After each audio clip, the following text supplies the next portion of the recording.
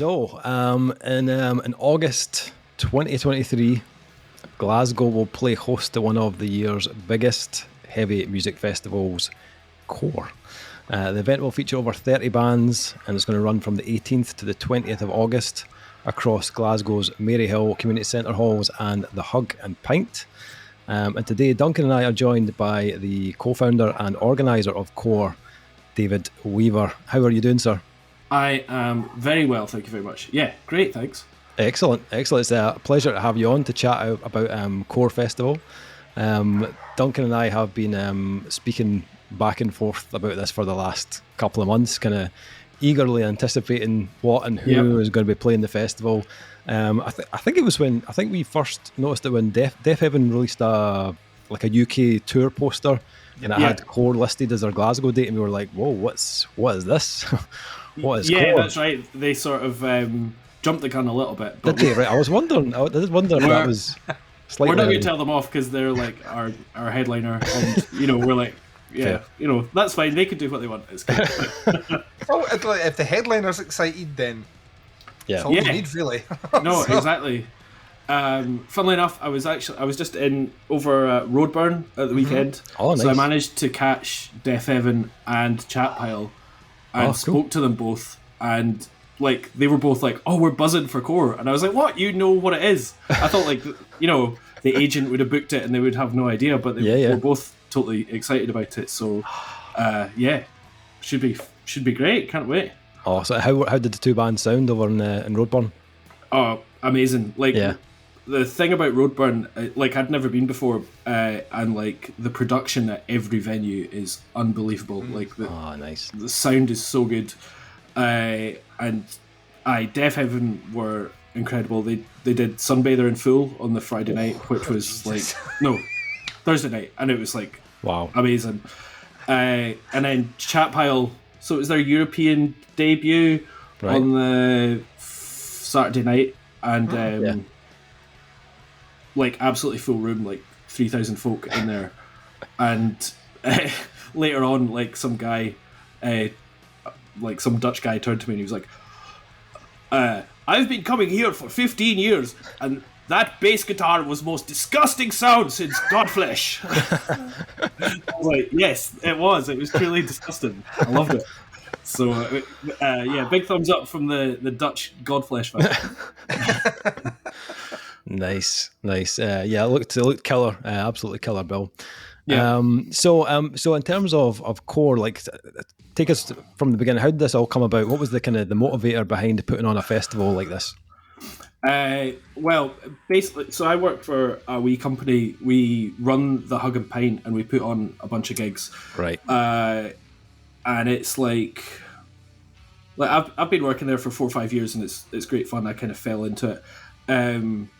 But the bands that we mainly book are sort of indie stuff, a bit of alternative, and we do book occasional metal and hardcore and doom and stuff like that. Mm-hmm. But my passion, I'm a metalhead. My passion is heavy music. And Daniel in the office, the other mate, senior booker, he's a total hardcore kid, a skater. Oh, nice. So it's just been a passion project that we've been trying to get off the ground, and basically we just sort of, after COVID and we'd got all back together, we were just like, right, let's just sit down and try and do this thing. And it's quite difficult trying to persuade metal agents that you're into metal when they're like, oh yeah, but you book Big Thief and that's it. And it's like, no, I fucking love metal. So we had to go out there and pitch it and everything, and it sort of it came together, and it's worked out pretty well. So we've only announced, I think, just about a little bit more than half the bands, so there's still a whole lot more to go. And that's, when does this podcast go out? Probably in the next week or so. Yep. Okay, so I probably can't say the next. I was going to say, be like, all right, can I tell you? Can I not tell you? But I think we announce the rest of the lineup on the 10th of May. Right. and then from that point you'll be able to like buy day tickets and stuff like that. Right, okay. Because at the moment we've just got like a 3-day ticket and that's it. But yeah, I think there's 2 more like main headliners to be announced, and then we've got like a curated stage by a couple of like really cool local bands who are going to put on their favourite things on the Saturday and the Sunday. So we'll be announcing them and the bands that are playing. And then just a bunch of cool bands to be added. And then throughout the summer, we're then going to be adding more shit. We're going to have like a really cool merch thing. We'll be doing a couple of warm-up events, fringe events and stuff like that. We just want to make it as good as possible, basically. Yeah, we were talking just before you arrived, actually, that one of the things that attracted my attention to it is your kind of emphasis on local talent, which I think is a lost art these days. It used to be back when we played in bands, like we were the opening band for loads of sign bands. You got an opportunity to go in there, build your name, build your base, and it appears now that, and I know kind of why it is, COVID's happened and every band now has an album that they have to tour, so you're getting these ridiculous lineups that are coming through, and it's kind of great, but you're also kind of squeezing out the bands that are trying to establish a name. And I think one of the things that you've captured really well is you've got a host of local bands that are clearly wanting to to get out there, get their name out there as well. How much of that is a conscious decision on your part to make sure that there's really good representation from local musicians? I mean, that's definitely conscious, because we're like, I guess we're coming in and we're not like a hardcore metal promoter, but we go to all the hardcore metal shows, so we know exactly all like how good the Glasgow and the Scottish scene is, and we know how like many brilliant like sort of DIY promoters that are putting on brilliant things. So it's like, I guess ideally we'd like this festival to be a showcase of how good Scotland is. Not just from like, we can put on amazing touring acts and have the best crowd, but also like we have bands to compete with everybody else. Because like funnily enough, I was randomly interviewed by Radio Scotland a couple of years ago, because it was like the 50th anniversary of the first Black Sabbath album. So they were like, well, it's 50 years of heavy metal. And somehow they got in touch with me, and they thought I was like an expert on heavy metal, and I was like, well, I mean, amazing, but I don't know how you whatever. And they wanted me to speak to the breakfast show about like the history of Scottish heavy metal. And I was like, because they were like, oh yeah, Scotland's got a great history of metal and stuff like that. And then I was like, oh, well, do you know what? Funnily enough, it's actually kind of underperformed on like the world stage. You could argue, on like, there's not that many big, huge Scottish metal bands. There's loads of like amazing Scottish indie bands and all that. But like, when it comes to, I don't know why it is, but what there are is there's so many like amazing Scottish underground bands, and there always has been. There's like been amazing like noise rock, the Dundee scene from 15, 20 years ago. Like, there's so much good thrash, good death metal and stuff like that happening right now. So that's kind of what's exciting, is to be able to try and showcase that a little bit. And we're just helping a little bit because they don't really need our help. But it'd be weird if we didn't put it on, basically. Well, this is it. Yeah, like the kind of cynic in me thinks that there's the easy part of, well, you just get like loads of massive established bands, you put them on, and you're appealing to that, but you're not really necessarily giving anything back to the city that you're playing in. And I think it's an integral part of that, is kind of, especially when you have that platform to get other bands involved in it. The other thing that, and you kind of touched on it, is I think you're right. I think the Scottish music scene's always been brilliant, but I think there is a kind of, whether it's a subconscious effort or a conscious effort, to always go London centric regardless. So in and around London, and the scene is great. Let's not downplay it. Some of the bands that have come out the last 2-3 years that we've been kind of actively reviewing again have been absolutely amazing. And we've been talking about, like, Rollo Tomasi is a great example of that, of a band that consistently level up album upon album, and that just seem primed for the big time. But for whatever reason, it's like once every 5 years, like a Scottish band lands a decent, a Scottish metal band lands a decent record label. We're all like, yeah, and they'll bring up and then it's like a glass ceiling's constantly there. Totally. So I think it's great. And it's not like it's not like the talent isn't there. I think not to like denigrate Rollo Tomasi in any way, because I think they're brilliant, but like there are loads of bands that probably could be as good as Rollo Tomasi, given the chance of getting a record label and being able to develop their sound for 10 years. And like just work at what they're doing. But like, yeah, so many bands in Scotland, you know, try their best, do some touring, and then, yeah, as you say, hit that ceiling. And it's like, you know, being in a metal band's hard enough anyway. Yes, you're already you're not yourself, in it to make money. No, you know? But like when you're trying to live a life and, you know, try be successful, then it's pretty tough to just like keep going. So it would be great if there was just a few more opportunities for Scottish bands, I guess. Yeah, the Hug and the Pint's a great like choice of, like, we've experienced it for the first time this year when we were like literally crammed in like a Japanese subway, checking out Author and Punisher, and both of us had the fuzz in the head for about 4 days after. I'm going to be back there. By the time this drops, I'll be back there to check out the St. Pierre. Snake Invasion, Yeah, Snake Invasion, which I'm really looking forward to as well. Dave will be on holiday sunning himself up, but it's a great venue for that, and I think it's going to complement things really well. Talk a little bit about the headliners, because you've went diverse here, and I kind of like it. I think there's like a mad genius to this, because Death Heaven kind of have that extreme and that crossover appeal. And Chat Pile are a band that we've done nothing but talk about since that album came out. So how did those bands land on your radar? Well, I mean, Chat Pile's just one that I've been talking about since that record came out as well. It's like absolutely one of my top records last year. And I don't know, it's like they cover so many bases. Like, they are heavy as fuck, but they're like proper noise rock. But you can really hear that sort of just like, they've got a total ear, like they can do a hook.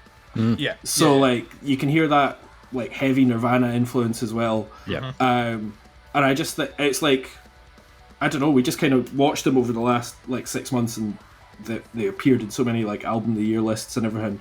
It was there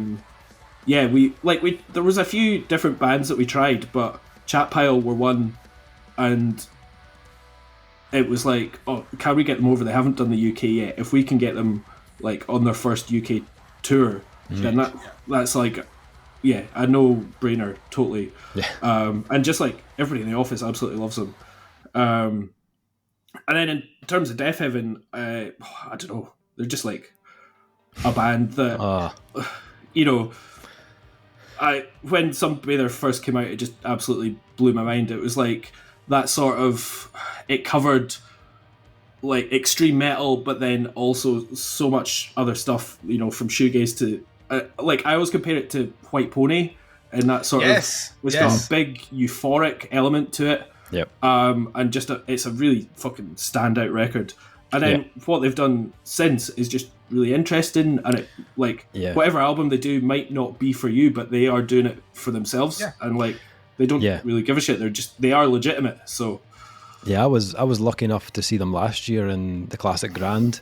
And like, I can't emphasize enough how well that new album integrates with all the old stuff. It just worked so, it was seamless, absolutely seamless. Fantastic. But it's when people talk about bands, it always confuses me, because like that, they've sold out.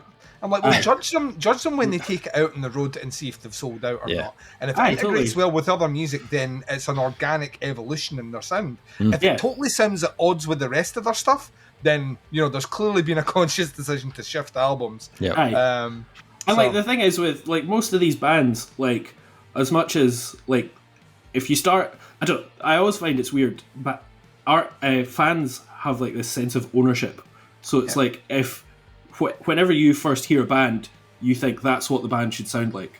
So if a band make a big record, and that's when most people hear it first, that everybody thinks, right, that band should always sound like that.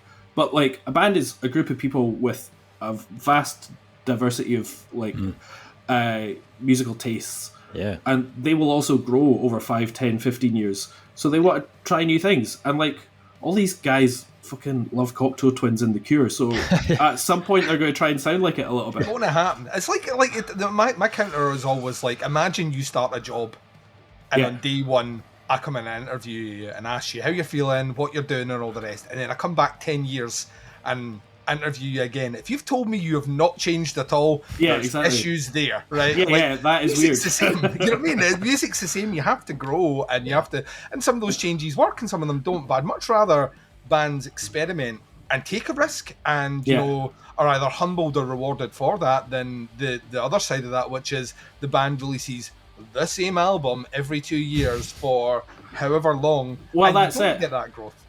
And there are some bands that will release a record every 2 years and it sounds pretty much the same, but it's dependable. But if every band did that, then what's the point? It's like you got to have some bands challenging and pushing boundaries. That's, you mentioned that White Pony, for the time, White Pony was an album that shouldn't have worked, that did work, and its effect is still being heard on bands definitely. Now. So I mean, sometimes you have to take that risk, change your sound a little bit, bring in elements from different things, and then watch it just blossom out. And now I can't think of a year that doesn't go past where we listen to a handful of albums which make our end of year list where we're basically saying, oh well, it's like Chino influence on the vocals, or the guitars are total White Pony. Is that you know, it elevates and it stretches things out and makes it more interesting. So much. On a level of a kind of funny question, but on a level of 1 being the calmest Zen garden there is, and 10 being kind of like Animal from the Muppets behind the drums, what is the stress level at this point out from the festival? At this point, do you know, funnily enough, at this point it's not too bad. I would say this is like 4 or 5. Oh, that's actually it was 4 yesterday. And then when we realised that the next announcement is in the next announcement, it's not till the 10th of May. That's in like summertime. And then we were like, wait a minute, 10th of May, and then wait. So I have to have the full poster done, and then the lineup a week before we go out, and that is Wednesday. That's next week. Next week. So that I maybe moved up 2 stress levels there. I was like, oh fuck. But like, it's not been too bad really. There was definite stress level before our first announce, because we had a couple of bands and we were all set to announce, and we sent everything out, and it was going to be like the full lineup, and then like 3 bands came back to us and said, oh, it turns out we actually can't announce because of something else, and we were like, shit. So we had to like cobble together a plan to like sort of half announce, which is kind of what we've done. So we're really happy with what's out there, but it also kind of feels that this is just a preview, and we've got a whole lot more to come. So but hopefully it's given everybody a taster and everybody knows about it. And then it's what all the festivals do anyway. So you're in line with them. It's like you get the enticement, you get them interested. Then on the second announcement, you reel them in. So, exactly. So fingers crossed. Yeah, we mentioned obviously the Hug and Pint, which is a really cool venue. The other venue you're using is Maryhill Community Central Hall. I've never been in there before, so what is that like? Oh man, it's cool. It's like it's literally a community centre. Like it's on Maryhill Road, and the main room itself is beautiful because it's like seated, sort of amphitheatre style with a big square bit in the middle, and a stage. Does it have an organ in it? I feel like it might have an organ in it, but like it's really underused. They used to put on like community cinema screenings and stuff in it, right? And then we, like our work, put on a festival there called the Great Western, which was like more indie based, right? But we had like Pussy Riot play and it's a really cool venue, and we knew that it worked.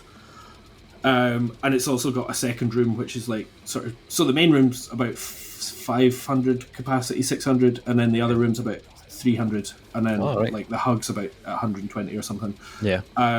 So like this is our first festival. We don't want, like, you don't want to go into SWG3 and like try and do 10,000 people and all that. So we're like, right, let's start. And we kind of want it to be a bit more DIY and community based, and be able to like move between venues a little bit.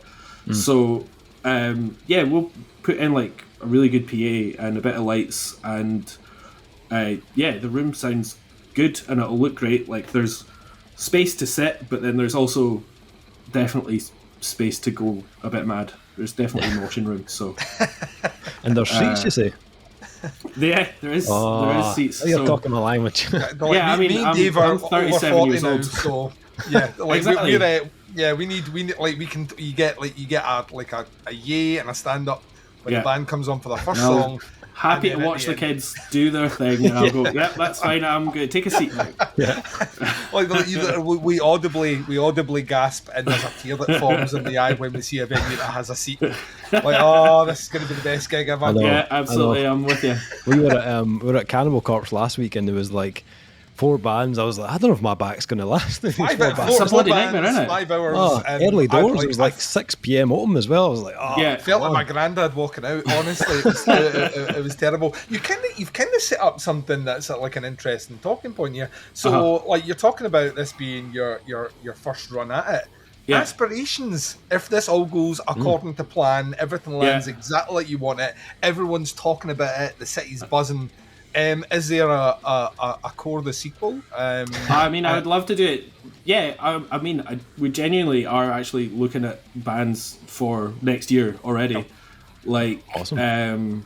We met some folk at Roadburn, saw some bands at Roadburn that we absolutely loved, and me and Daniel, and also like there's also Alex. She lives in Edinburgh, but she's involved as well, and the 3 of us basically just have a massive dream list of bands, and it's like it goes from like bands that we've seen in Block that would be cool, all the way up to like, all right, in 10 years could we maybe put on fucking Rammstein? I don't know. But I like to give myself realistic goals, and my realistic goal is I want to put on Meshuggah within 3 years, and then retire from music and never do anything, because I'll just be like, retire as the reigning champ. Yeah, it's fine. Put on Meshuggah, off I go. That would be awesome. Yeah. That's my plan. No, I think it's a great idea, because it is the thing that's lacking. I genuinely feel that. Like, there's plenty of like events that it's kind of the kind of we're in the wake of what happened 20 in the park went away.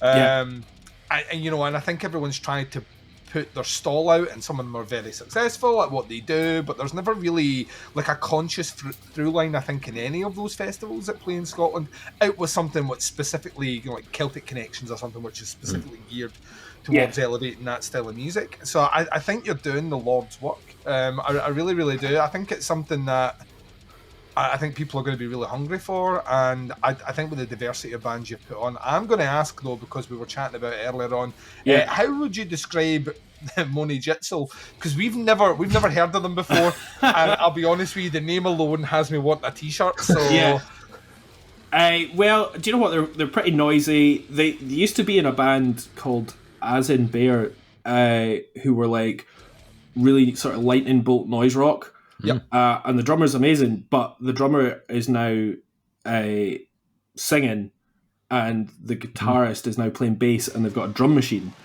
And it's like, it's really quite noisy. Who did they play? They supported somebody recently. Who did? Oh, they supported McCluskey, and that was maybe a bit heavy.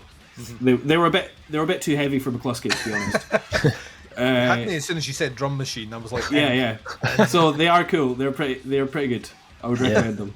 So it's a killer lineup. There's definitely a few bands on that I haven't seen that I'm excited about.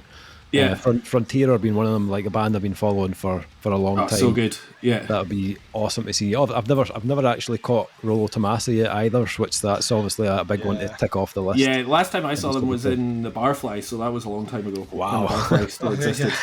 Yeah, that brings back memories. Yeah, and you've also got the kings of social media and Party Cannon, who maybe have my favourite Facebook group page of all time. Unbelievable. Like, it's just like the energy that they have is ridiculous.